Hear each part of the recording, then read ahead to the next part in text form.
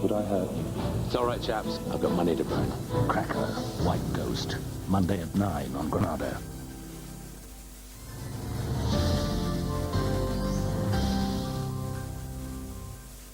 There's comedy with Coach at 12:10, now football.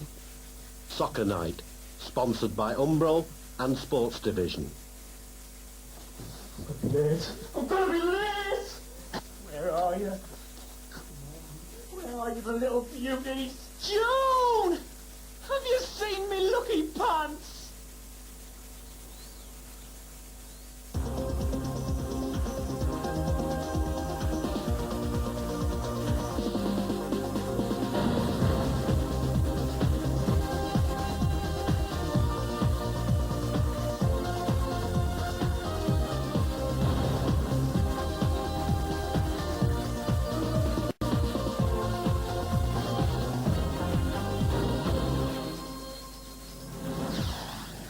We're just about at full strength in the Coca Cola Cup tonight. Our most distinguished European ambassadors return for the traditional. It's a knockout formula. Like Liverpool in the Cup Winners' Cup, Manchester United were granted exemption from the home and away procedure due to their commitments in the Champions League. Well, that's beautiful for Crime. And our captain, what a glorious goal. But even United's cosmopolitan and comprehensive squad system couldn't escape a pasting at Newcastle on Sunday. We await their response. Anfield's one-time enforcer, Steve McMahon, revisits Old Trafford tonight. He's instilled a tough guy approach at Swindon. But there's still room for an artful dodger in Mark Walters, another from the Liverpool X-Files, whose laid-back type of sorcery is more in keeping with Swindon's heritage. And you're now for off. Spark away for Swindon. Rodgers is streaking ahead and he's onside. Beautiful play! That is that! Liverpool, who were away to Charlton, have won the League Cup, a record equalling 5 times.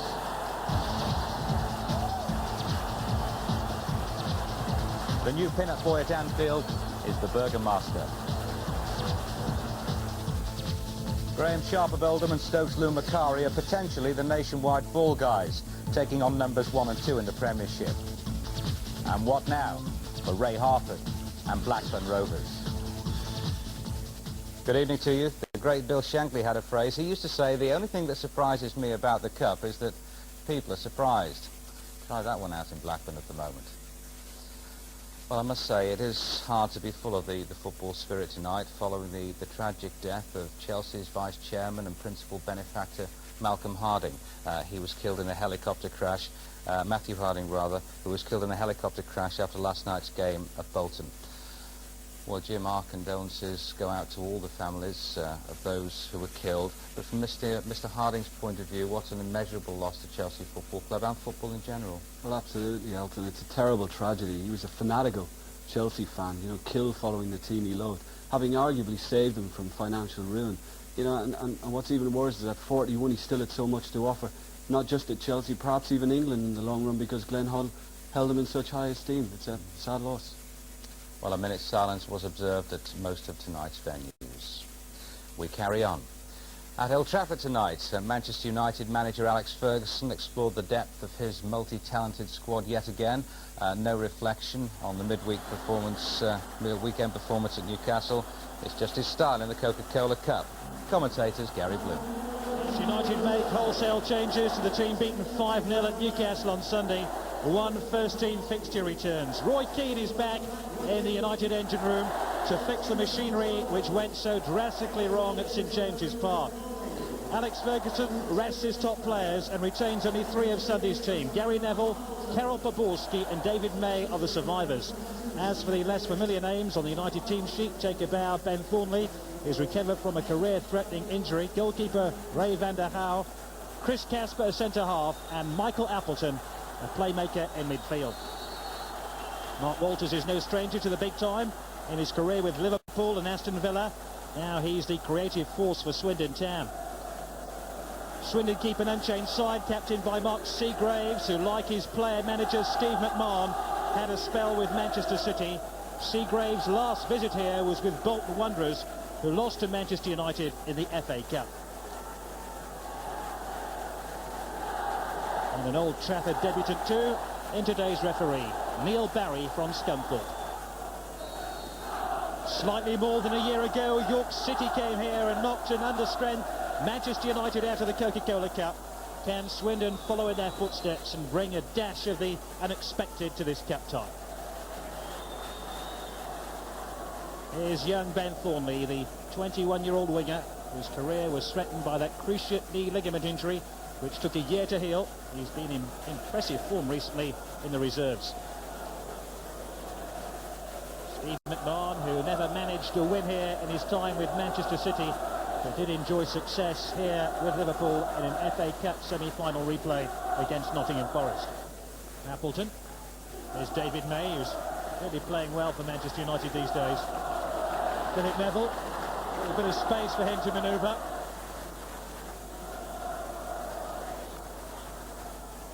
Thornley, not a bad looking cross. Keane was coming in looking for the ball. He knocked over Mark Robinson, and easily Manchester United's most potent attack of the game so far. Good cross by Thornley, who's warming to being in the senior team.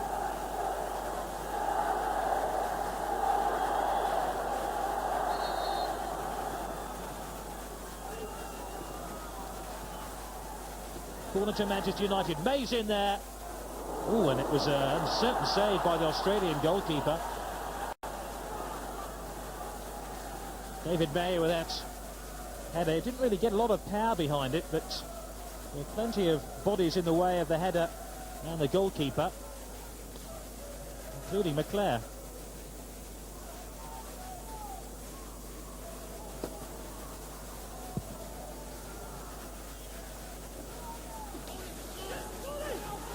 Vaughan, wide to Walters. Walters chased by Poborski and Gary Neville. Not the most orthodox of tackles. And they still haven't robbed Walters. They have now. Chipped clear by Poborski. And then McClare tries to flick it on. And Keane wins possession here for Manchester United. Scholes breaks to his right. Keane going right through the middle before he was caught. Suspicion that Seagraves actually fouled Keane, but Keane just didn't have the speed to get clear of the Swindon Town defence, or racing back towards their own goal. Just seemed to leave the ball behind, and just the slight inference of a goal, of a free kick rather.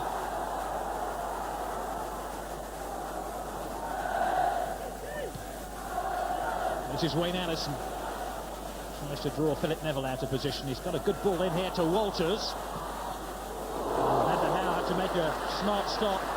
Driven into his midriff, but he still managed to control the ball. There was Peter Ford waiting in the middle here for Swindon Town. Watch the number 9 who just got away from David May.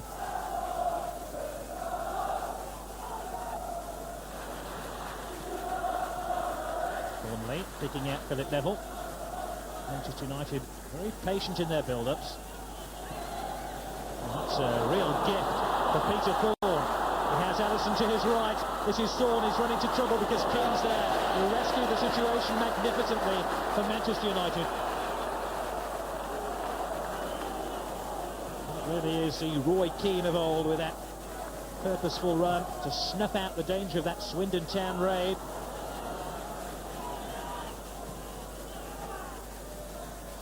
Walters. And Davies has joined the attack here.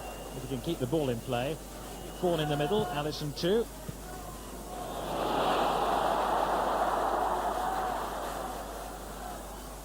Poborski. Thornley links up with Scholes. Poborski now for Manchester United, and that's 1-0.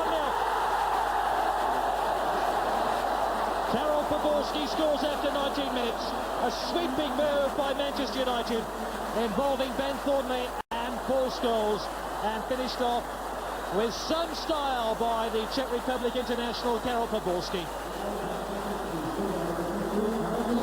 It was a move of great simplicity, but of great art. And look at Poborski, who roamed free of the Swindon Town defence and gives Manchester United the lead. Scholes was the architect of the goal, but Poborski's finishing was exemplary. Elkins.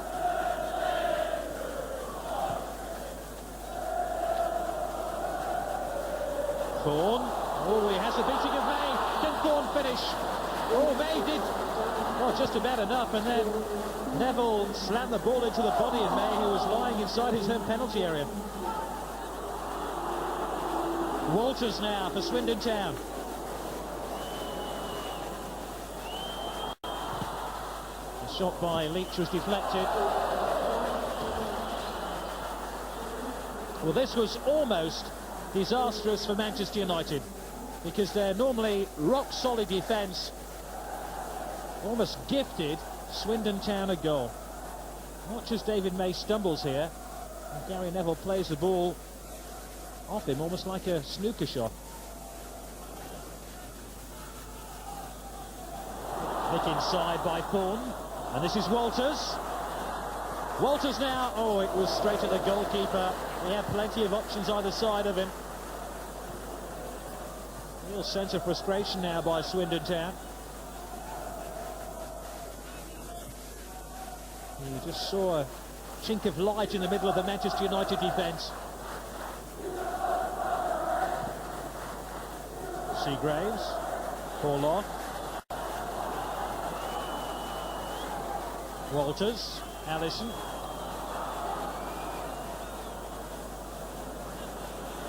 McClare trying to pick out Thornley. Just a little while ago, he was down clutching his knee.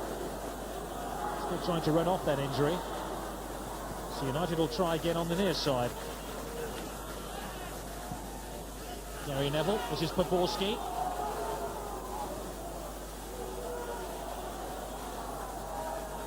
Gary Neville now.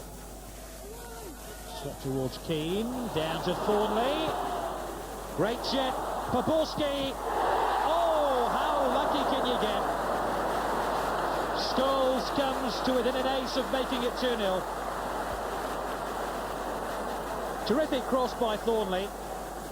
Poborski with that intelligent header, and it came via Scholes and the goalkeeper off an upright. United unlucky then. Poborski with the corner. Away by Seagraves. Poborski again has had a good game for Manchester United. Keane did well to release Thornley. Appleton gets it wide to Philip Neville. The entire game compressed now in the Swindon half of the field. And now Swindon can break. Pollock.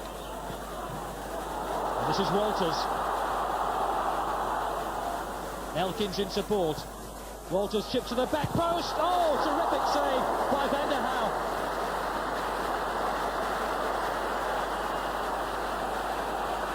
Look at this ball by Mark Walters. Swept into the box but aimed away from the goalkeeper. And Thorne almost equalises. Peter Thorne, who scored the extra time winner against Queen's Park Rangers at Loftus Road in round 2, almost makes it 1-1 at Old Trafford, denied by an outstanding stop by Van der Hauw.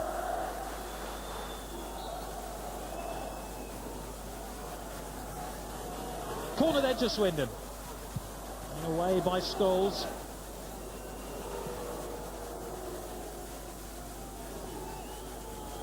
Walters opts for the throw-in, and that was a real let-off for Manchester United. Not Robinson now, and Swindon offside. I wonder what Steve McMahon is thinking now. Swindon set their stall out. Gorski has pierced their defence. Kevin Horlock. Mark Walters now for Swindon. Oh, great tackle by Appleton. Davies.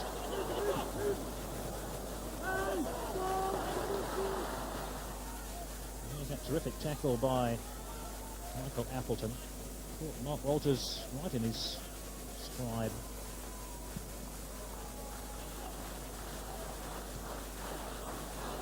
All up now.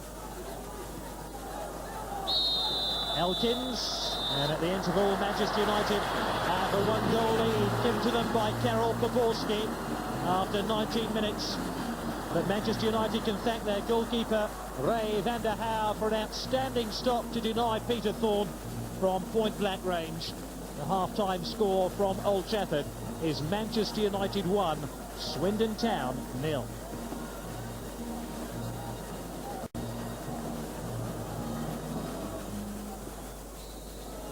Manchester United haven't conceded a goal here for more than a month. Nottingham Forest were the last side to score at Old Trafford. Swindon will have to alter that statistic if they are to progress into the last 16 of this season's Coca Cola Cup. 1-0 to Manchester United then at half-time. No substitutions at the interval. Philip Neville under pressure here for Manchester United.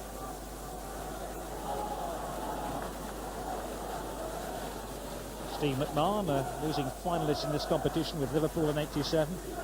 Might be on the losing side at the end of the game unless Swindon can do something extraordinary in this second half. Leclerc. Philip Neville.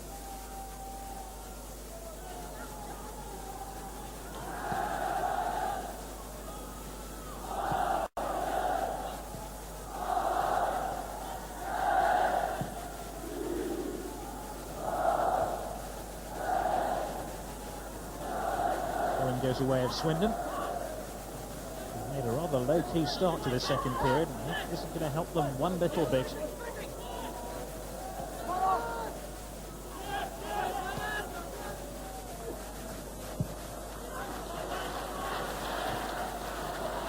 And got clear by Chris Casper, son of former Burnley striker Frank Casper. Walters. This is Swindon's first attack of this second period. And they've won a corner, right in front of their fans.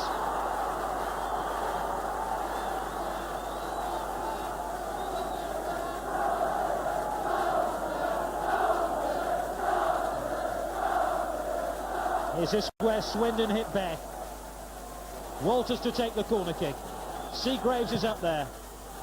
It's played to the back post. Seagraves. Swindon Town who are level. Peter Thorne on target after 6 minutes of the second period.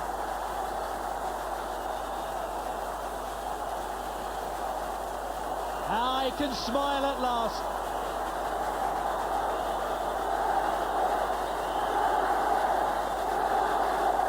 Seagraves got a vital header in there. It was never really cleared. And Thorne just hooked the ball in.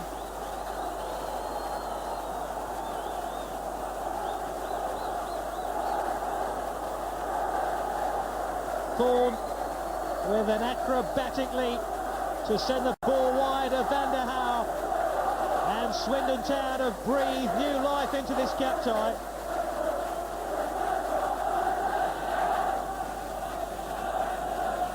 Back to May.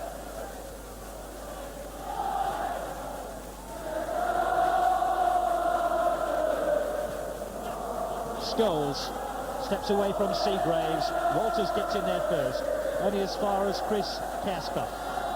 Scholes for Manchester United. Poborski. Teams are marked on the back post. Poborski with a weaving run.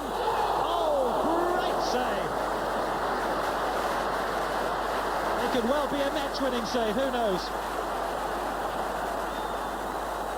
He needed the very last inch of his reach there to claw the ball to safety. Corner to Manchester United. Poborski denied his second goal of the match. The goalkeeper has come here and got a good contact on the ball. Only as far as Poborski once again. Davies calling for the ball. Poborski with a cross, and it's well held by Frank Talia. Oh, that was a super save. Great weaving run here by the Czech Republic international. It took a deflection to What an outstanding save that was.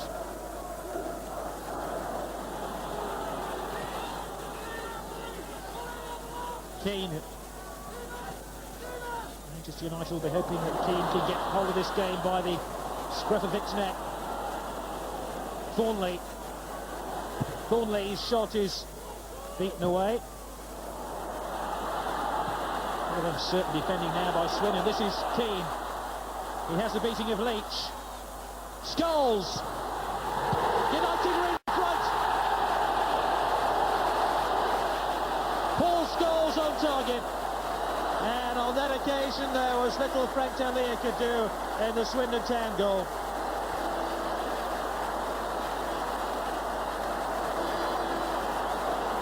It was a terrific drive by Paul Scholes. And didn't Fergie enjoy that one? Lovely ball by Keane, and Scholes made space for himself to squeeze the ball between the upright and just inside the netting.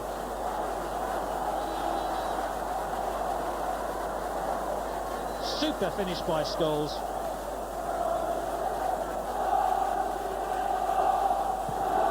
Terrific goal by Paul Scholes, one to remember for him. His first team chances have been limited this season. That won't do them any harm whatsoever.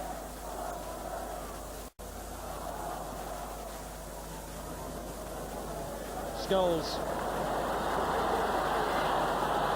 Neville picks out Roy Keane. Manchester United have a new wind of energy.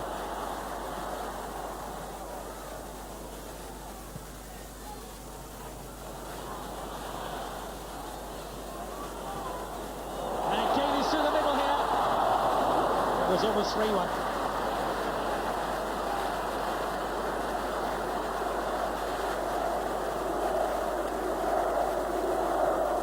Audacious ball in here by Poborski.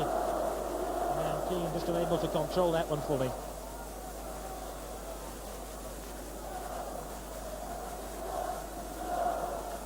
Davies. Gary Neville. Scholes, the goal scorer, getting away from Mark Robinson.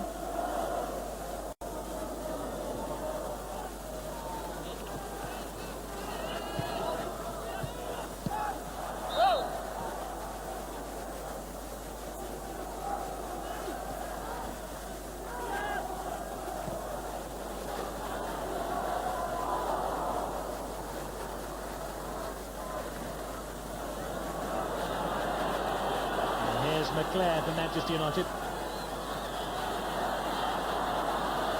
Poborski.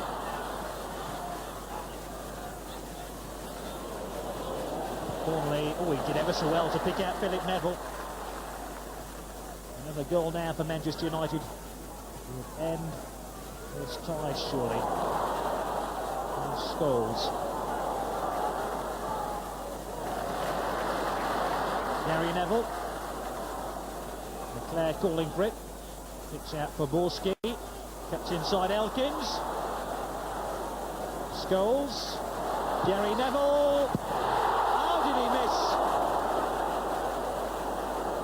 It was almost unmissable by Ben Thornley. And the United fans are appreciative of the football involved in the move. They tried to rip the net from the frame of the goal.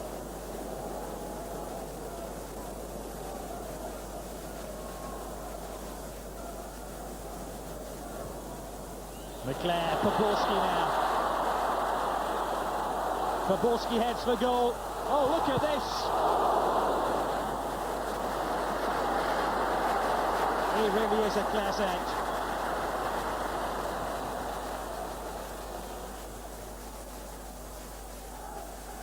Poborski.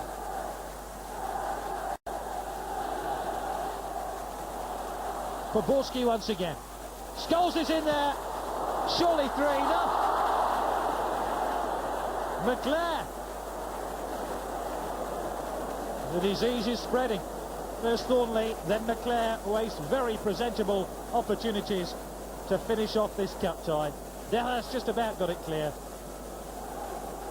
Poborski moments earlier had a dazzling run and a dazzling shot on goal.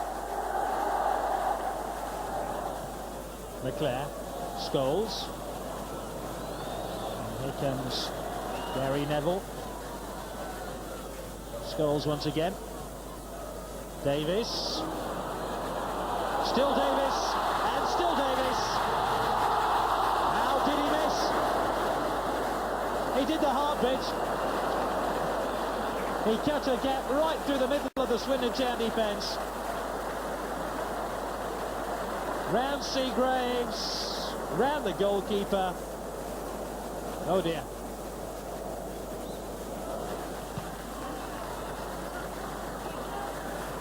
Casper. And back to David May. And the statesman of the Manchester United defence. Philip Neville.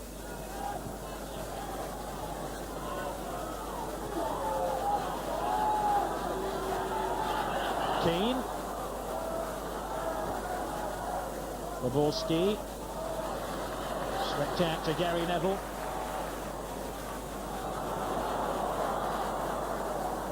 Zaborski. Davies is through. Is it 3? He's missed again. If only he could finish as well as he could dribble towards goal. Look at this here by Davies. Again had the beating of the goalkeeper and then ran out of pitch. Up towards Allison. Elkins was making tracks towards that Manchester United goal. Elkins had read the intention of Allison perfectly.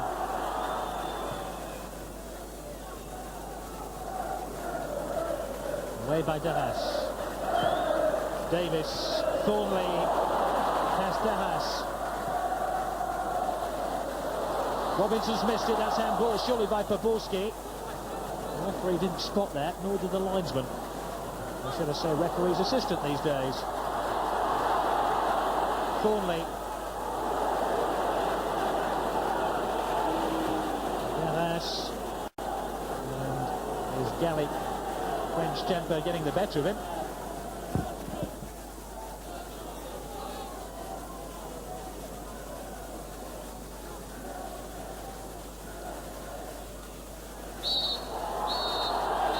It's all over. Swindon Town's brave Coca Cola Cup dream ends at Old Trafford. It was mighty close, and the ghost of Newcastle on Sunday is exorcised. Karol Zaborski gave United the lead. Swindon did equalise, but a goal by Paul Scholes proved to be the undoing of Swindon Town. In truth, Manchester United had several opportunities to flatter the scoreline. In the end, just one goal sufficed to see Manchester United through into the last 16.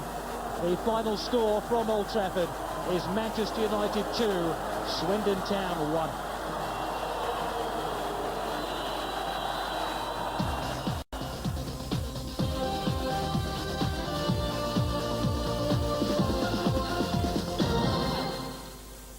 Turn now! I've got some news! Dear Volkswagen, my husband and I have recently divorced, and as my part of the settlement, I had our new Volkswagen Golf, which my ex-husband assured me cost £13,000. Now, thanks to one of your advertisements, I've discovered it only cost £10,860. I always thought Volkswagens were expensive. Now I know differently and have acted accordingly.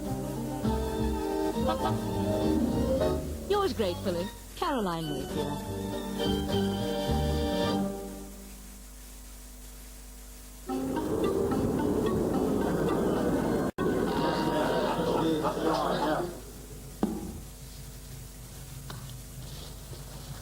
Man, we believe your father has become a slavering, ravenous wolf. But you'll not find him here, not when urge is upon him. He'll be out roaming villagers hereabouts. Ring him if you like. He's got a mobile. Got a mobile? He must be caught and committed. Oh, he don't like commitment. That's why he's on the new Vodafone prepay scheme. Aye, no monthly bills. He pays for all his calls up front at post office. You're not tied up to a contract with it. It's champion. Aye, champion! Enough of Vodafone prepay schemes. This horror must end. Bit daft, isn't it? Just because an old man's fancy turns to younger women. Oh, hello. Well, just have to keep on looking. Aye, champion. The Vodafone rebate scheme. You are not alone.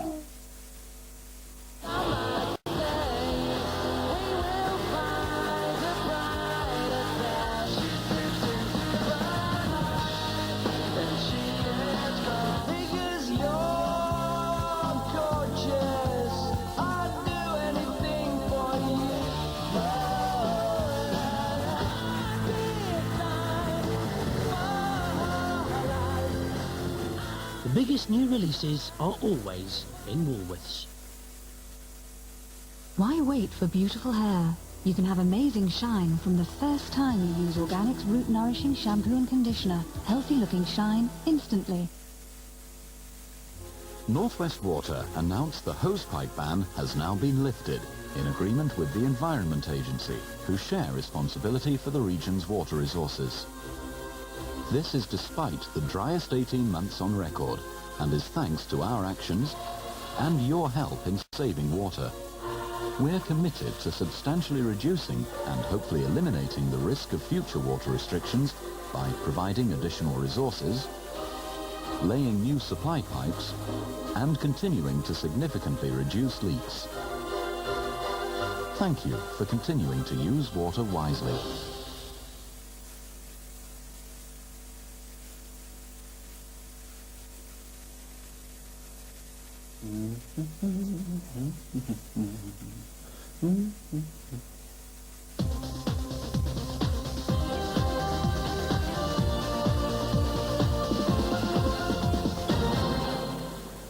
And welcome back. Manchester United's rookies and comeback boys earned them a place in the fourth round. 2-1 the score. It could have been. It really should have been more, shouldn't it? Let's hear from Alex Ferguson. It wasn't an easy game to begin with because Swindon have had a go and they've been very tough opponents. And I think some of the younger ones took time to get used to the pace of it. But second half they did very well. Who pleased you most of the players that you introduced tonight? Well, I think they all did well. I mean, it's hard to single out. But, I think the players with Keane and May helped very much tonight. I think they were outstanding. So that helps the younger ones. But I was pleased. Once they got the second goal, it demoralised the team a little bit because I thought we'd done ever so well up until they got the second goal. And I honestly thought we could have got something out of the game once we equalised. But they had enough chances after that to have won it quite comfortably, really, maybe 3-4. But having said that, up until then, I was delighted with our performance. In fact, your goalkeeper had an outstanding game, didn't he? Oh, he had a great game, yes. Especially as the game went on, because they were carving us open slightly. We were tired. They've got so much movement, such great movement in the team right through. But I think the second goal was a killer, and everyone's heads dropped a little bit. We missed a lot of chances, but I think at the end of the day that we're happy to be through. When 2 the cup ties, you're in the next round, and that's what it's about. Well, that really underlines two things, Jim, doesn't it? The quality of United's squad and also the fanaticism of their supporters. 49,000 to see an under-strength team tonight. That is just an incredible crowd, you know, and they weren't disappointed tonight. I mean, I was trying to work it out watching the game earlier on. I think United had about 11 regulars missing. Certainly I got to that far anyway. There could have even been more. But all those that came in tonight, young and experienced, everybody I'm sure would have impressed Alex Ferguson. It wasn't an outstanding United performance, but there was still some tremendous ability on show. I mean, all the players who don't play week in, week out, they seem to be content. I just wonder deep down how long the likes of Paul Scholes, for example, would settle for a bit-part role. Well, he's the classic example. He's a marvellous talent and he's not getting a regular run. Poborski's heavily involved in this, but the vision from Scholes here to look up, the pass was perfect, a great delivery, and Poborski maybe slightly lucky, it could have just sneaked through the legs, but Scholes then, having set up the first one, scored a fantastic second. Talia was in great form, the goalkeeper for Swindon, and this needed something special. He's taken it away from the defenders, and that is one marvellous finish right into the corner. That was Dalglish-like. Well, a lot of people have likened him to Dalglish for the vision, the way he's able to hold it up, and then the way he's able to make sure he can deliver that final ball and score goals like that. Roy Keane came back as if he'd never been away. Keane was brilliant tonight, I thought. United have missed him, and I mean, we normally associate him with power and pace and aggression. But tonight he played the anchor role more often than not very well, and he just kept it moving all the time. He was always available to pick it up, and here we see him laying 3 or 4 balls off, and he did that extremely well this evening. And now here's the power. He starts a run in his own box, wins possession, and he's on his bike, goes away from the defender. This gets a little stuck under his legs, and he loses it, but he threatened a few times like that tonight. Also getting back as well, not just going forward. He got back and did tremendously well at times. Alex Ferguson thought that they might have scored 1 or 2 more, Jim. That's the understatement of the night. It could well have done, and the 3 players we're going to pick out now are not going to thank me for this. Yeah. I've done it myself, I can't complain. But, I mean, tonight the first one is Ben Thornley. This is eventually the ball breaks wide to Gary Neville, it's played across, and he just can't believe how he's missed. I think it was actually offside, but the flag stayed down, so it probably would have counted, and his reaction says it all. And the next one coming up then is from Brian McClare. Played in again. It's a lucky break for Brian McClare, but he leans back, and again, sure we'll see, he just cannot believe what he's gone and done there. That kind of experience, he knows he should have gotten over it. And then the third was Simon Davies, the substitute. This is an absolutely smashing run. Beats like 2 defenders, round the keeper, and oops. Yeah. So what happened next, isn't it? Yeah. Well, I've missed one at that end at Old Trafford for Liverpool as well. I should have buried, so I've got to own up to it as well. And you're going to bring it in next time, aren't you? I'll show you sometime. All right, about 10 years. Right. Well, having avoided the physical demands of the Merseyside derby on Sunday, which was a washout, as you all know, Liverpool should have been nice and refreshed at Charlton tonight. We'll see. The commentator's Clive TYLDESLEY. Every ticket sold, record receipts inevitable, and the most successful club in English football for company. It's the biggest match the Valley has staged since Charlton Athletics returned nearly 4 years ago. And despite Charlton's lowly league position, they are unbeaten here this season. Number 6, Richard Rufus, and number 7, Sean Newton, are both current England under-21 internationals. Newton returns tonight, along with Anthony Barnes. Ricky Otto has extended his loan spell from Birmingham City, for whom he played in last season's semi-finals. Liverpool's team must be the most settled in the country. 8 of them are ever present this season. When you've won 9 out of 12, there's not much call for change, except from those who can't get in. On the substitutes bench tonight, Stan Collymore, Neil Ruddock and Jamie Redknapp. Now that's what you call strength in depth. Steve Dunn is the man in charge. Since their return to the Valley, Charlton have discovered the knack of ruffling the big bird's feathers in the cup competitions. Blackburn, Wimbledon and Sheffield Wednesday have all been dispatched in the last 3 seasons. Otto shot miscued, but still dangerous. It'll come for Anthony Barnes. Otto fouled Scales. But of course, this season, the top teams do not have the insurance policy of a second leg at this stage of the Coca Cola Cup.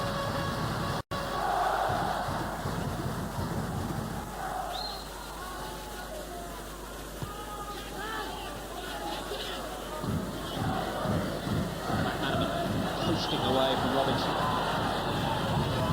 Chappell's clearance.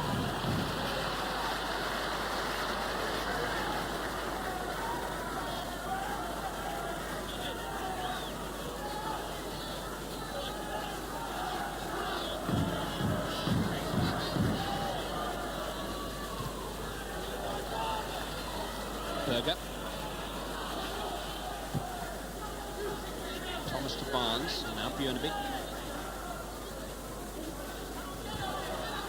McManaman.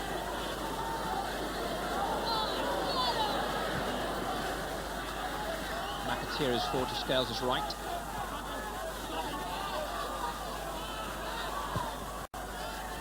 Barnes.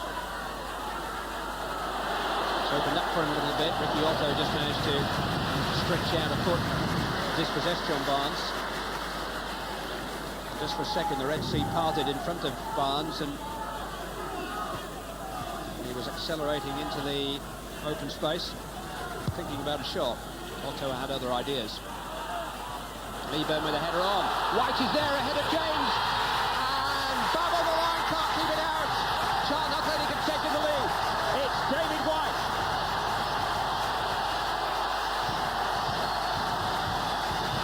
Two goals on his recall to the side against Bolton Wanderers, the First Division leaders on Saturday, and now a goal against Liverpool. inside of 17 minutes.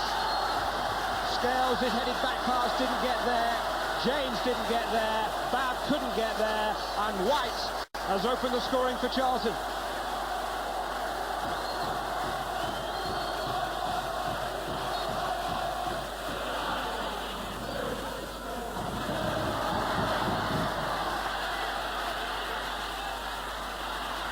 Sean Newton.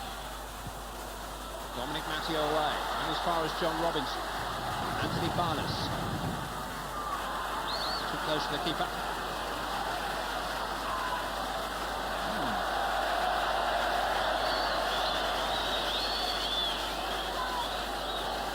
Liverpool not quite themselves at the moment.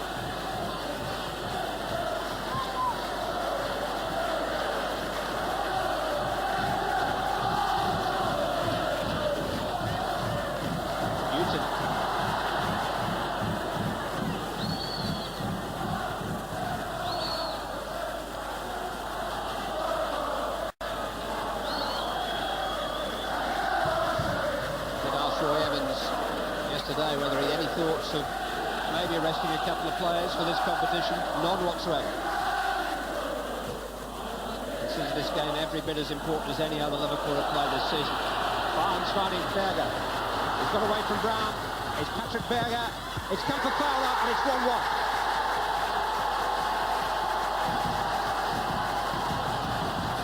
Liverpool have equalised within 4 minutes.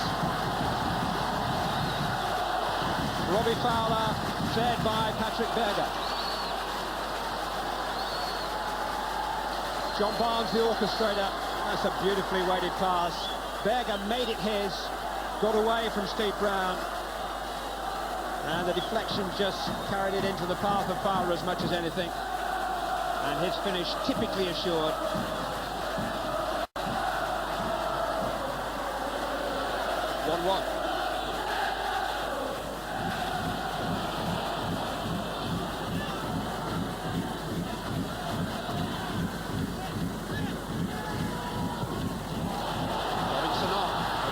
Beyond the Liverpool back line, John Barnes has recovered well.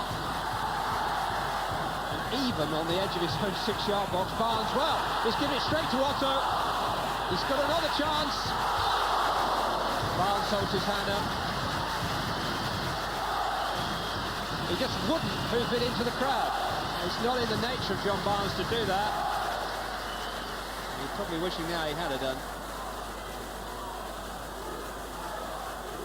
Tried to pass it away from that perilous position, and Ricky Odder got not one chance but two on his left foot.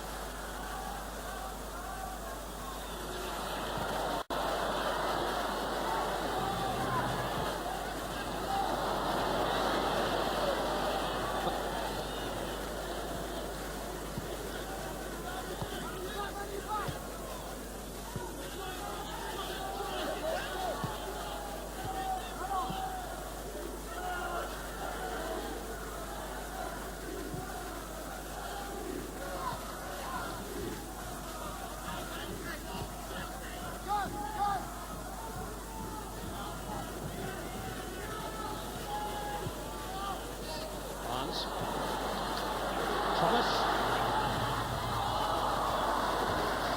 Now you can see what he was trying to do. He's some way from putting it off. I think Mike Salmon had just come, well, to the edge of his 6-yard box. It had to have been a very, very good chip.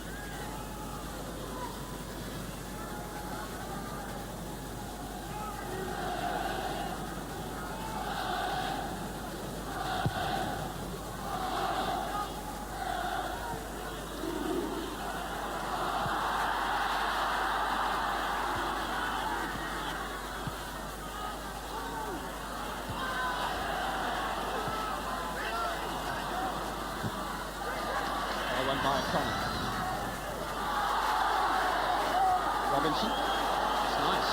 Otto. Three waiting for a cross. It's a good one too. Babb away as far as Robinson. Matteo clear. Robinson again. Barnes eventually. What a dangerous cross that was though.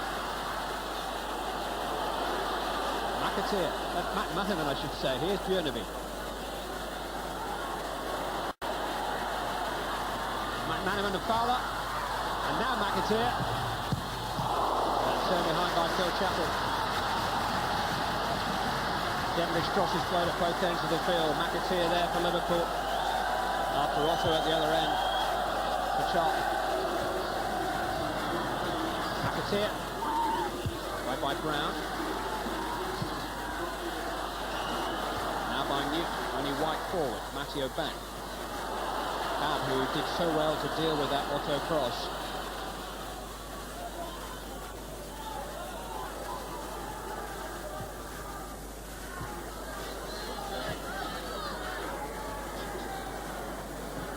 McManaman through to Berger, he had his shirt pulled. He's got round the keeper, Fowler's there in support, and Fowler somehow, though he was outnumbered 4-1, got his head to the ball, but couldn't quite score. Well, full mark to Patrick Berger to begin with, because he certainly could have gone down when he had his shirt yanked. I don't think he would have got a penalty, he was just outside the box. But Robbie Fowler, even surrounded by defenders, got into the position to score and just couldn't quite get enough of his forehead on the ball. That's instincts when you're there first.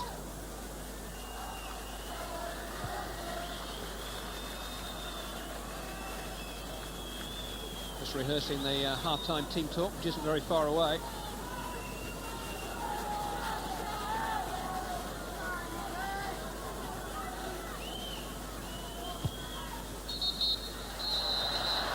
Charlton went in front for very long. David White with some expert finishing, following some rather shabby defending by Liverpool, gave them the lead, but within 5 minutes, Robbie Fowler from a smooth Liverpool break had equalised. But Charlton Athletic are still very much in this cup tie at 1-1.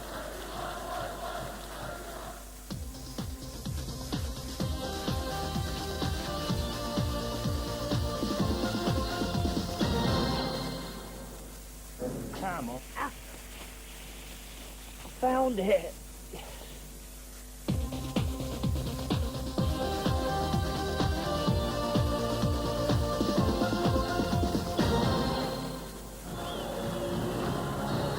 Liverpool were behind for all of 3 minutes and 40 seconds of that first half. The time that elapsed between the goals by David White for Charlton and Robbie Fowler for Liverpool. Charlton's home record so far this season, 4 wins, 2 draws, no defeats.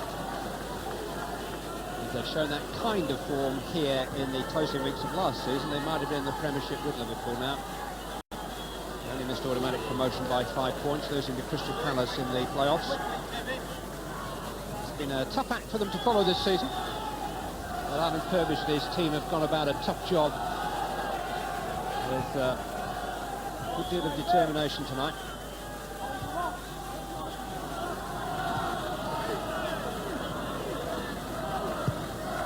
Swung out towards McAteer.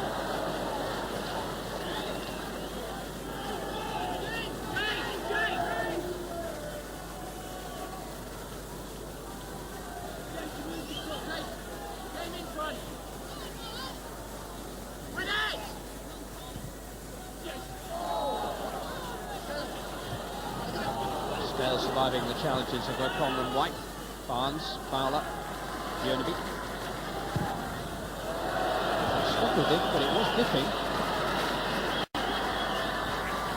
Never scored for Liverpool before this season, but he has made the most of his more advanced role by scoring a couple of times so far.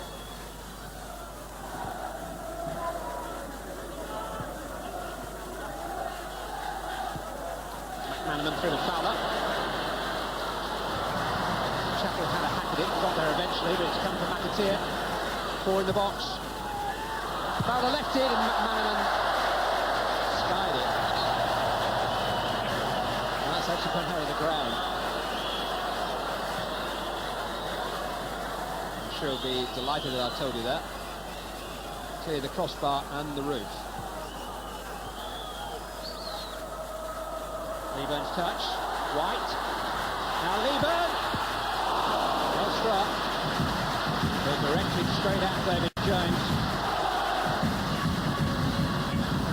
has caused Liverpool potential problems with his size and his aerial ability, and he was almost able to profit from them himself that time, Carl Lieburn.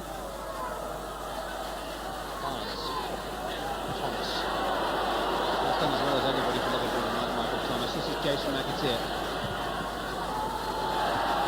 Rufus needed a shout.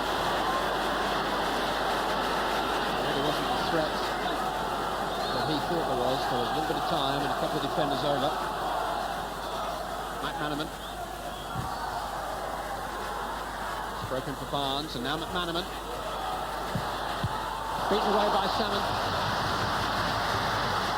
Powerful snapshot from Steve McManaman.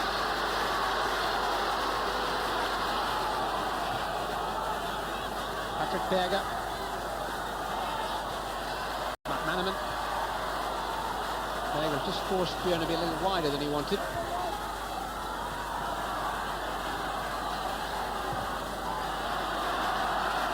But it's no sweat to Liverpool. They just keep possession and go about the job from base camp again. Rarely ruffled.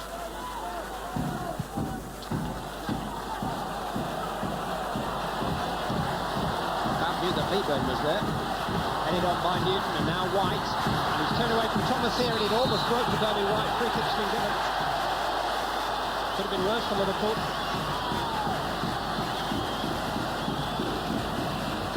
White was twisting and turning to some effect there on the edge of their penalty area. David James has set a wall of 5. Charlton players are almost fighting over who's going to take this.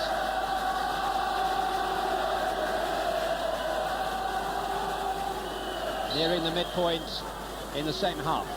It's Ricky Otto. His crossing has been a real feature of the game tonight. He is capable of making the ball sit of a beg with that left foot of his. Just sat up a bit too much then. James had it covered. On the other end, McManaman with far more venom with his shooting, stretching Mike Salmon. McAteer for Liverpool, 4 in the break. Fowler's pulled into space on the left-hand side. McManaman down the centre. Berger's up there too. This is McAteer. Lightning shot across Mike Salmon. He just managed to beat it away.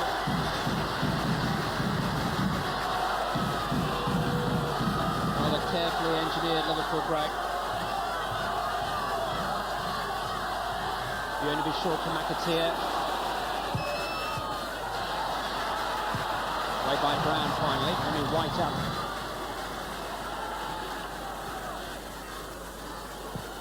Bjornaby towards McManaman. A lightly weighted pass by the Norwegian. McManaman's cross didn't quite match it.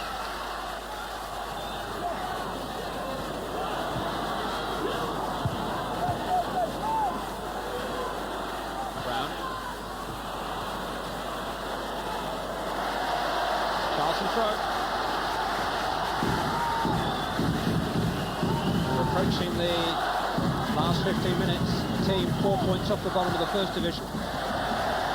Still proving a match for the team 4 points off the top of the Premiership. There's many anxious faces on the Liverpool bench as there are on the home team.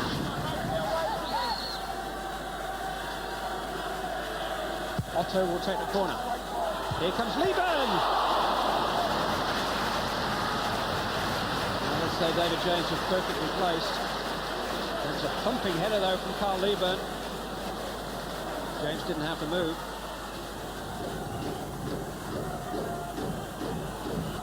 Thomas to Berger. Thomas left it, McManaman couldn't finish. Fowler might. Simon sees to it that he doesn't. Whizzing about dangerously in front of the Charlton goalkeeper. McManaman couldn't provide a telling finish, and Fowler's was beaten down and gathered by Mike Salmon. Ricky Otto. In towards Lieburn. James couldn't quite hold it under pressure from Balmer as much as anybody. Burnaby got it away. And Otto again causing problems with those whipped crosses from the left-hand side. McAteer. Headed down by Brown, has come to Fowler.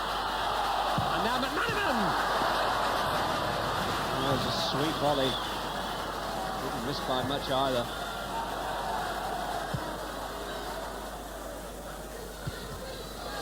Newton trying to make something of it. Thomas doing really well. O'Connell though. Thomas diving in a little bit, and this is Newton. White's there. Might come for Ricky Otto. White! There's a hanging ball. And White just couldn't hang for long enough to get the power he wanted on the header. Otto's first touch rather let him down. It wasn't a bad cross, but it wasn't his best of the night.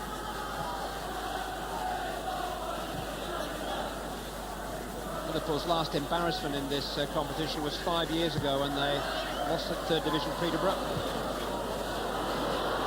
Berger. Had a chance to avoid any embarrassment there, that's for sure. His skill carried him into a clear shooting position.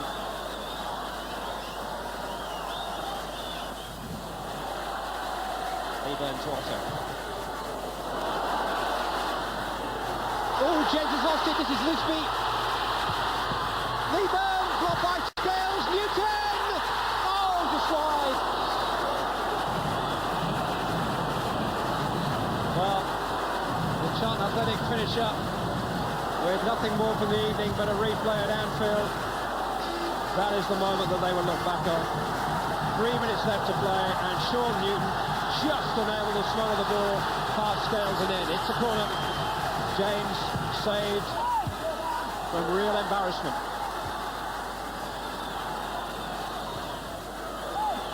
Tidied up by Fowler, cleared by McAteer. Here goes McManaman against Rufus. But what a chance. And what an escape for David James, who was trying to prevent a corner and almost gifted Charlton a goal. An uncomfortable night for Liverpool, one way and another. It looks smooth and well-oiled at times, but the job is far from over. But if they do progress, David James in particular will look back on that moment 3 minutes from time when his mishandle almost allowed Sean Newton the chance to win it for Charlton Athletic, who will go back to Anfield for a replay with one of the poorest away records in the Football League. But Alan Curtis's team have produced enough tonight to feel that they still have some kind of a chance of providing the upset they so nearly provided tonight. 1-1 in the end. Close scrape at the end, wasn't it? Yeah, it was a close scrape. It's self-inflicted in many ways. We gave them a couple of chances through silly mistakes, JMO at the end, but even a lot of our passes across our box sometimes just left a little bit to be desired, and you know, on another day we might have been out. We're going back there with just as good a chance as last year. There's no two ways about that, and I think the side would have grown in self-belief a little bit. We've been playing well, you know. We've let ourselves down, I think, twice this season, and the rest of them games we've only won 3, but we could have quite easily won 6 or 7. And if we'd have done that, we'd have been in a healthy position in the league. And I said before the game, I think that Liverpool would have done their homework, and if they'd have seen us over the last 4 games, we've been playing all right. Most of the nation will say Anfield, that's it. Well, it's never over, that's for sure. And these teams are capable of creating shocks in these competitions, as you have to see by results yesterday. I don't know what the results have been tonight, but if you don't get it right, they can beat you. Well, the replay is it's in 3 weeks' time, not 2. That means it's in notorious November, Jim. Liverpool don't like that month, do they, historically? You look back on last season, and Liverpool lost the championship in November, lost too much ground, couldn't make it up. They're going to have a lot of games to play this November coming again. It could be decisive.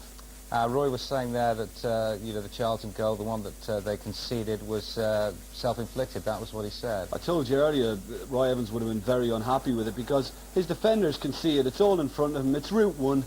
And when it's flicked on by Leaburn, then they just let little David White sneak in. David James is in no man's land. Neither centre-back gets to him. And it's a soft goal to give away. But it was a great Liverpool goal in reply, and John Barnes, all about John Barnes. What a ball that was all over the top for Patrick Berger. Slipped away from the defender, looks up, pings it in, gets a little break, and Robbie Fowler just doesn't miss them from there. Are you talking about the number of games they've got to play? They have a good squad, a quality squad. There seems to be a problem, though, up front. If something were to happen to Fowler or to Collymore, then they could struggle there. Yeah, well, I mean, Stan Collymore's probably, you know, the one on the bench at the moment who's going to come in if anything happens to him down the line. And we've talked about these games before and after Christmas. They're going to have a lot to play. Physically very, very demanding. And if things do go wrong and one or two pick up injuries, then, you know, Liverpool could be stretched. I think David James is just about regarded as the second best goalkeeper in the Premiership at the moment, or English goalkeeper, you'll say. Yeah. Apologies to Mr. Schmeichel. But we saw a touch of the Grobbelaars tonight. Well, if he wants to oust David Seaman from the England jersey, the England shirt, then he's going to have to stop doing things like this. It's an easy collect for him. I don't know what he was thinking of. He threw it back into Charlton, and then there's an almighty scramble. And Newton comes in on it, scales this very well, and Liverpool were very fortunate to get away without losing. I noticed he gave his gloves away at the end there to a young lad in the crowd. Well, I don't know. Maybe he promised them before, and maybe he's just getting rid of them because of that. Okay. Well, after the break, another night of heroics at Burnden Park, which ended in tragedy, with the death of Chelsea's vice-chairman, Matthew Harding, who was one of 5 victims of a helicopter crash in Cheshire. Mr. Harding was close to the former Chelsea manager and the current England coach, Glenn Hoddle. A wonderful fan of football, and particularly of Chelsea Football Club. He had such an energy for life, as well as for Chelsea, and that was infectious with everyone that he came across. Matthew Harding, who died last night, aged 41.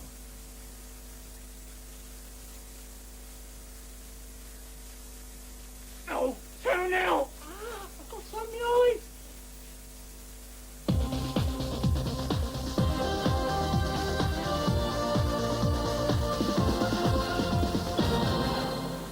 Welcome back. After being the Premiership's whipping boys last season, Bolton have started out as they did 2 years ago when they reached the final of this competition, and then, of course, went on to win promotion. Now, when it comes to exploiting the foreign transfer market, Bolton have been shrewd. In fact, they've been very shrewd. First, there were Snakers. Snakers gets it back. Good effort, and it's gone in. And then came Churchich. And the keeper has missed it again. Turned back in, and he's done it this time, search it. And now it's a Danish double act. Per Fransen is the powerhouse, eager to defend and eager to attack. Along with the more diminutive, impish and wonderful off-the-ball runner in Michael Johansson, buying the pair of them for £2.5 million from Copenhagen really represents great business by Colin Todd, leaving Bolton over £1 million in profit following the sale of Churchich to Aston Villa. I think it's almost the same. Copenhagen is a bigger city, but this is quite nice, and people are very friendly over here, so yeah, we are settling well. President Nat Lofthouse is loving it, a new sponsorship deal and a new stadium on the Horwich horizon. For Chelsea's Mark Hughes, a spot of babysitting. His 5-year-old son Curtis was Chelsea's mascot for the day. Ruud Gullit starting again for the first time this season, but no Gianluca Vialli. Bolton hadn't actually worked out Gullet's strategy by the time they went a goal down in what turned out to be a classic cup tie. John Hell. So he managed to get that ball back here. And Minto's made a good run, and the run is continued, and the shot's a good one. And Chelsea have a goal in the first 2 minutes of the game from Scott Minto. Well, what a stunner of a goal from Minto. Bolton's first corner. It's taken a long time in coming. It doesn't matter. It's gone straight in. And John McGinley has got that touch from almost on the line. And Bolton Wanderers have their equaliser at a perfect time.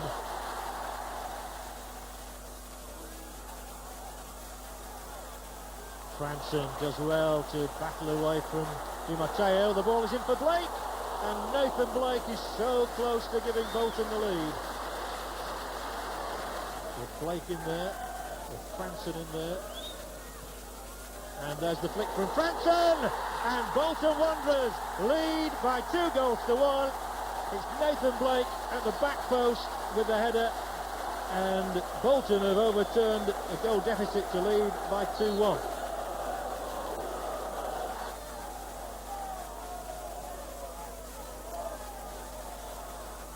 Sellers with the cross.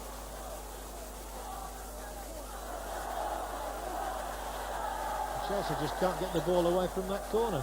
And as a result, it comes down to Alan Thompson, who plays it in for Jimmy Phillips, and a rasping try from Phillips. Sellers dispossessed. Di Matteo, he's got bullet wide. Only Hughes in the middle at the moment. So Hullet takes Phillips on by himself. There's the cross. It might go in. It's off the crossbar.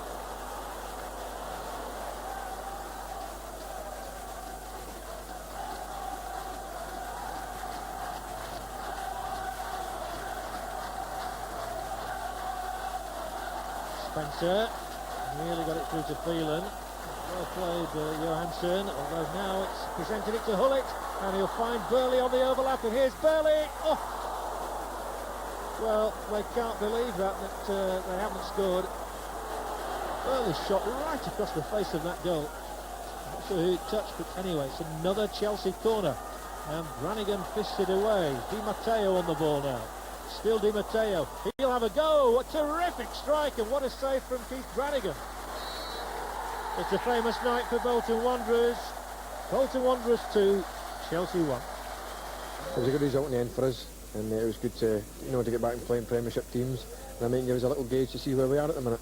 Anybody who has seen us over the last, 15 games this season, that's the one thing that they note: the balance of the side, how we organise and how we're disciplined, and the passing and the movement. Well, that was probably the best cup tie of the last couple of nights, Jim, to be honest. Well, Jim went to Blackburn last night and joined up with Stockport County en route. As the Stockport players tucked into their pre-match tea and toast before the trip to Ewood Park, the mood was one of confidence and calm. They shrugged off the disappointment of a slow start to their league campaign, thanks largely to the goals of Brett Angel. In the third month of a loan spell from Sunderland, his second stint with County, he's rediscovered his best form, scoring one of 5 in the last round at Bramall Lane, and he seems to be enjoying his time back with the Hatters. Well, I say never go back, but I did have a good feeling. That was the reason that I came here in the first place, and it's worked out quite well. I'm happy here, so what happens after the end of this month's loan, it'll be nice to find out. And manager Dave Jones is certainly toasting Angel's current contribution. The first 3 weeks we brought Brett in, we knew he hadn't really played for 15 months. So it was a case of getting him fit, which we did. And then since then he's really worked hard, and he's reaping the dividends really by scoring the goals he is. Last season, Stockport County succumbed to Premiership opposition in the third round of this competition. But tonight, manager Dave Jones and this noisy lot behind me will be hoping their goal-scoring Angel can ensure progression this time round. And unnerved by their illustrious opponents, it was County who took the lead in bizarre style. Flynn's long throw was intended for Angel, but Blackburn's 2 Tims had a communication problem, and Sherwood was credited with the own goal. For a short while after, however, Stockport conceded a little too much ground, and it took a fingertip save from Paul Jones to deny Gary Flitcroft's low left-foot drive. Then, as the interval loomed, it was only the width of the crossbar which stood between Henningberg and a precious County half-time lead. After the restart, the second division outfit controlled proceedings for the opening 25 minutes, creating a series of chances, including this one for Chris Marsden. In fact, a by now ragged Rovers defence was finding it nearly impossible to contain the rampant visitors, and Flowers was again required to thwart Kieran Durkin. But eventually Blackburn fought their way back into it, pressing desperately for an equaliser, only to encounter more frustration. Following one of their best moves, Jones saved once more from Flitcroft. And the county keeper's acrobatics guaranteed a clean sheet and a place in the next round by palming over Kevin Gallagher's late attempt to save face for the home side. But as the county faithful began celebrating a famous win, Fred Angel was happy to claim the credit for that vital goal. If nobody else wants it, I'll take it. Even if you didn't touch it. That is greedy. Yeah, maybe. A little bit too greedy, I think. I mean, they weren't going to give us anything. Anything we took off them we had to earn. And you say the goal was fluky, but we earned it because it's a set piece that we work on. The lack of quality in the players I've got and the players we're playing tonight can only be a lack of form or lack of confidence. It can't be anything other than that, and anxiety goes with that, because they're international players, they're very good players. At the moment they're playing, some of them are playing very below par, and in their anxiety and lack of confidence, they're looking even worse players. Today was about enjoying ourselves. Saturday is about getting back to the business of getting promotion. You certainly enjoyed yourself tonight. Thanks very much for speaking to us. And I think I will just smoke my cigar, my customary cigar. Thank you very much. So what are you, Jim? A lucky mascot for Stockport or a bit of a jinx on Blackburn? Well, I prefer to consider myself the former. A lucky mascot will do. OK, let's get serious again. Ray Harford, now he was pretty open about his future last week, you remember, but Jim found him rather more guarded last night. To talk about your own position, No. Ray? No? You've been talk about the game. I'll talk about the game and leave it at that for tonight. I mean, you've been very frank this season, but, you know, for you it doesn't make things any easier, does it? As I say, Jim, we're going to talk about the game, and later we'll talk about other things, but at the moment I don't feel it's right to be talking about anything other than the game. So what do you read into that, Jim? I mean, you could see the whites of his eyes. Yeah, I actually felt for him last night. He was very good to come and talk to us. He's obviously trying desperately to sort things out. Got a lot of injury problems there, but, you know, the players have got to take some of the responsibility as well. It's not just Ray Harford. So he won't walk? It looks as if he's going to have to be pushed. Right. Well, for a one-off, there's been sufficient eulogising in the press over Newcastle United's demolition of Manchester United on Sunday. Enough's enough, I reckon. Oldham were at St James's Park tonight with goalkeeper Gary Kelly saying beforehand, well, if they can stick 5 past Peter Schmeichel, what chance have I got? At least he didn't have Alan Shearer to contend with. He was rested in place of £7.5 million Faustino Asprilla. Shaka Hislop also taking over in goal instead of Pavel Srnicek. And there is the Oldham team on the right-hand side with Toddy Orlickson, a score on Saturday, in at number 7. The commentator is Roger Thames. So another good move by Oldham, encouraged by that one. They can deliver it now into the middle. Danger was there as well. And Beresford came in to knock it back, dangerous. Orlickson, that's a great save from Shaka Hislop. Toddy Orlickson almost ready to celebrate then. And if Hislop was a bit uncomfortable earlier with that difficult ball in, his reactions were absolutely flawless then. Orlickson came in well, and great reaction goalkeeping.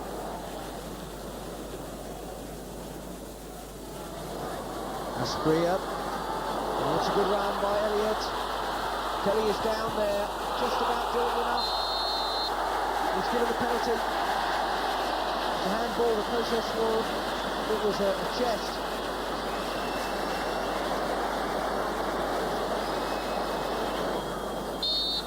Peter Beardsley from the spot, no messing at all. And the skipper puts Newcastle in control. Asprilla skips around Serrant. Used to provide the cross. That was Clark who came in again, and a good run from midfield. Now there could be a break on with Paul Rickers. Haller is the wide man, pushed on at every opportunity. Still with Haller. Danger wants it. This is a good run though, and blocked there by Batty with his instinct for sniffing out danger. Still Oldham coming forward. Hit deep towards Beresford. He got a shot in. Again, Hislop has to react well.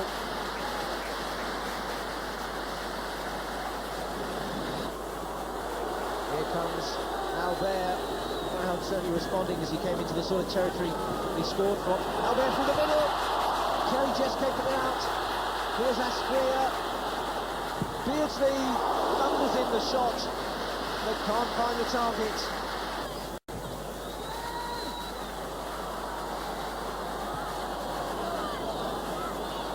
Shooting of Tylus. It's a great ball to Kitson.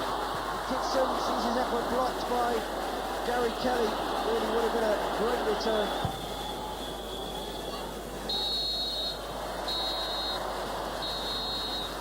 after Sunday's massacre of Manchester United. Today, it's a modest total. Newcastle United 1, Oldham Athletic 0. Well, a good showing by Oldham. Now it's off to the Victoria Ground. Stoke against Arsenal. The commentator there is Peter Brackley. Shearer.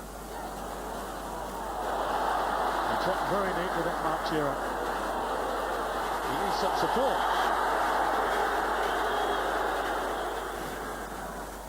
It's Pickering who curls it over. They got some big guys back there, Jim. Yeah, they have, but I don't see how you can do it any other way. Keats chip, Shearer! Oh. Such awareness shown there by Mark Shearer. He nipped it so quickly, and he has scored his 11th goal of the season. And what a moment for him to get back on the score sheet after his barren run of late. So quick off the mark there. Well, he's deserved this goal. He's looked the best player on the field. He's nipped in behind them. Lovely goal. Lou Macari's teams are renowned for pressurising the opposition, and they've been doing that to Arsenal, no question. But here's Whitterburn now, on the counter-attack. In goes Vieira, and a chance for Merson. Ooh, good shot from Muggleton. Here's Shearer, the same thing he said of him. Hold on to Kavanagh. Kavanagh strike for goal!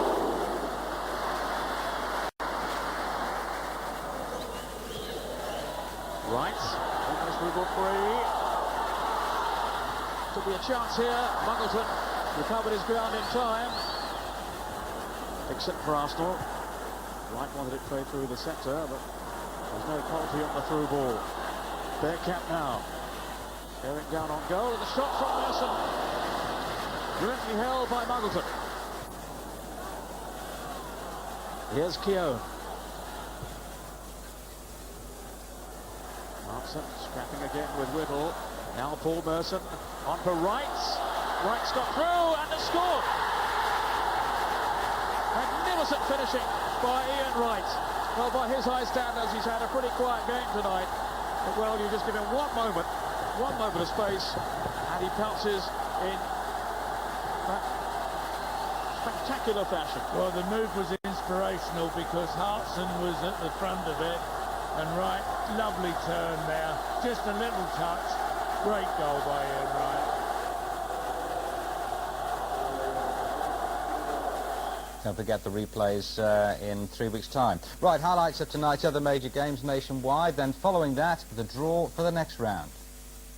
Juninho, first time we've seen him over on the right-hand side. Stamp. Juninho again. Beck, Juninho, all the way! A beauty! Juninho. Stamp, Cox, Beck, reaches Musto. Emerson. Plenty of possession. Emerson shot! Oh, I say! It's an absolute thumper. Now Emerson. Below one this time, Vickers. Good save by the goalkeeper. Beck. Over here, Ravanelli. Inadvertent defending by Ravanelli there, denying his striking partner Beck. Well, Ravanelli was trying to get out of the way as Mikael Beck hit the shot, but he just couldn't. And here he is now trying to make amends in the best way he knows how. Tries the bender! And it's looped in with a deflection, and that does make amends. Cleared by Pearson. Forward by Musto. Juninho took it down. Emerson took control. Played it straight to Ravanelli. The goalkeeper's come out, and he's made it easy. Emerson. Moore. First touch for him. Ravanelli. Trying to flick it through for Moore. Got there. Now Beck, and he's got his goal. Good finish.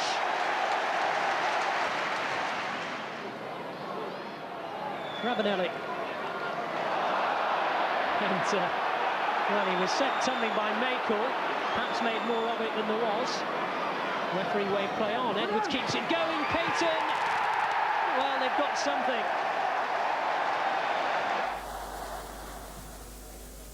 It was Peter Reid's men who drew first blood in this all-Premiership encounter at White Hart Lane. Kevin Ball, the goal scorer, after just half an hour. But 2 second-half goals, a last-minute Sol Campbell winner, and this the first from Chris Armstrong, eventually saw Spurs safely through. Another all-Premiership encounter across the capital in the East End, where it took just a quarter of an hour for Ian Dowie to open the scoring for the Hammers. But Frank Clark's side was soon back in it through Colin Cooper. 1-1, the half-time score. In the second half, though, the home side simply ran amok. First, Ian Dowie scored his second to make it 2-1. And when Hugo Porfirio added a third with 20 minutes remaining, Dowie here turning provider with a neat back flick, the contest was all over. For good measure, the Hammers added a fourth from the penalty spot. Lazaridis was the man fouled. And Julian Dix, the nerveless scorer. 4-1, an emphatic margin of victory.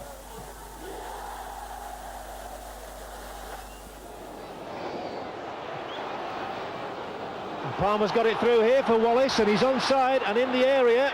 Now can he tie somebody up sharp? Goal for Leeds United. Churchich. And he's into the area, and this is Villa's chance in a similar situation. And it must be there from Taylor. And Villa are level straight away. Now it's Dwight York immediately at the other end, and Leeds are backpedaling, and Dwight York, oh, penalty I think. It's Dwight York. It's 2-1.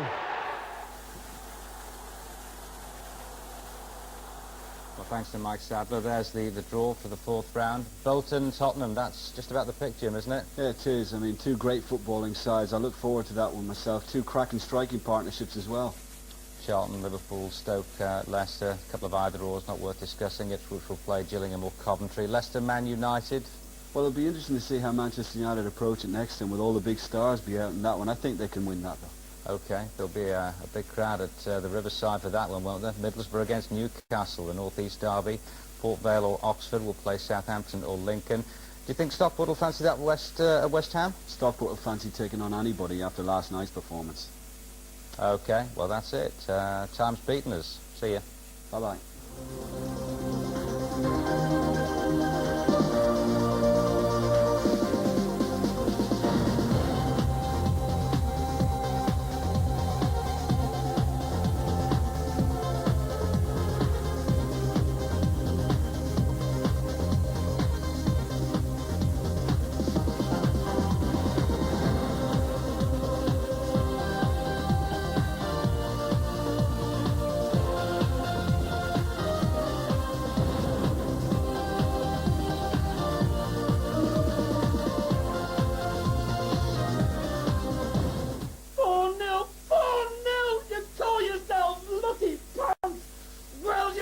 Soccer Night, sponsored by UMBRO and Sports Division.